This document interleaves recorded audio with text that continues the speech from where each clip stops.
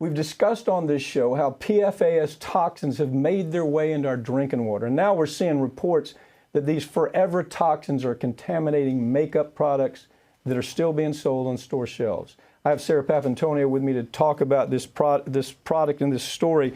You've worked on this PFAS project for a while. You understand this case very well.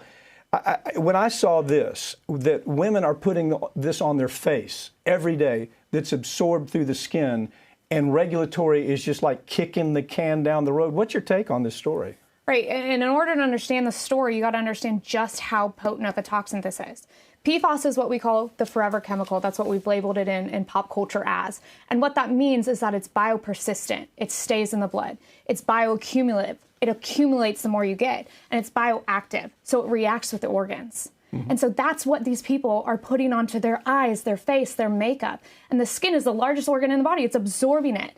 And finally, we've got the courage and the commitment to do something about it. But the fact of the matter is, what this boils down to is we have known PFAS is dangerous for decades. And the FDA and regulators and government are just finally standing up and saying, okay, we'll take it out of your cosmetics.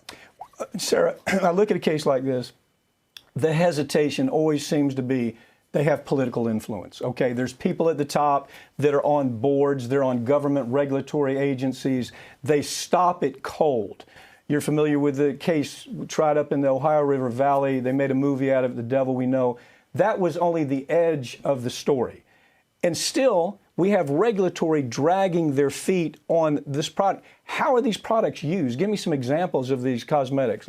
The fact of the matter is these are in PFAS is in everyday products. It's used to create water resistance. So it's in makeup, it's in waterproof eyeliner, eyeshadow, and it's everywhere.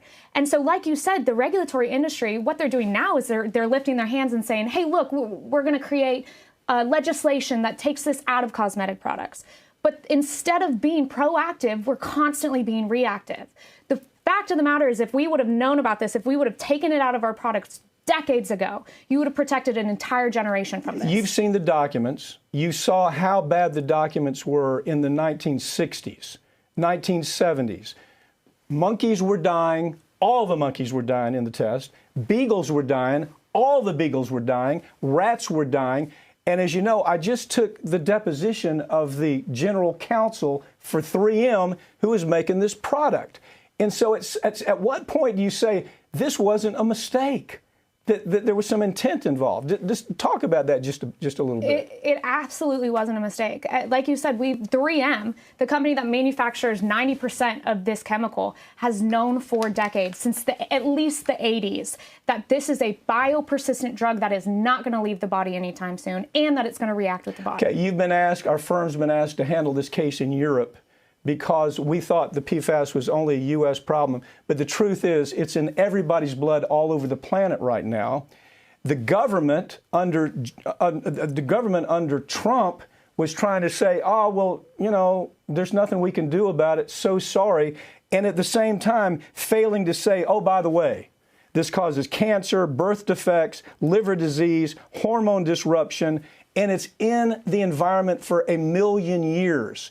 Give me your call on what this administration will do. Well, I hope they do the right thing and they find ways to take it out. I mean, like you said, it's not going away anytime soon, but if we stop it in its tracks right now, we can protect generations to come. We can at least find solutions to get this out of the environment to some degree. So as we look at it, it's something that regulatory oversight, what we're finding as we look at these documents, regulators were actually told, all these monkeys died. All of these beagles died when we did the experiment. We found out that the company, they held that back from the regulators, but then at some point the regulators got it and still didn't do anything. So right now it's in our drinking water. Matter of fact, right here in this town of Pensacola, it's in our drinking water. It's in the drinking water of most cities, urban cities throughout the United States. There's a way to solve that, isn't there? Yeah, I mean, there's filters, there's an ability to take it out, but it just lands on the regulators and it lands on companies like 3M to do their job and fix this problem that they've caused. Yeah, okay, so you've heard the term externalizing risk, right? Mm-hmm. So a company comes to town, they make the taxpayer take all the risk. They make the consumer takes all the risk, and 3M keeps all of the money. And that is the new way that businesses conduct themselves in the U.S. Let the taxpayers, let the consumers take all the risk. Isn't that kind of what we're seeing with this case? Yeah, and I hope it changes relatively soon, because it's on 3M. They created this issue. They have to fix it. Yeah, and they've got the money to do it. They just need to get busy. Sarah, thank you for joining me, okay? That's all for tonight. Find us on Twitter and Facebook at facebook.com/RT America's Lawyer. You can watch all RT programs on DirecTV, channel 321. Also stream them live on YouTube. And be sure to check out RT's new portable app where you can watch all your favorite shows. I'm Mike Papantonio, and this is America's Lawyer, where every week we tell you the stories that corporate media is ordered not to tell because their advertisers won't let them and because their political involvement doesn't allow for it. Have a great night.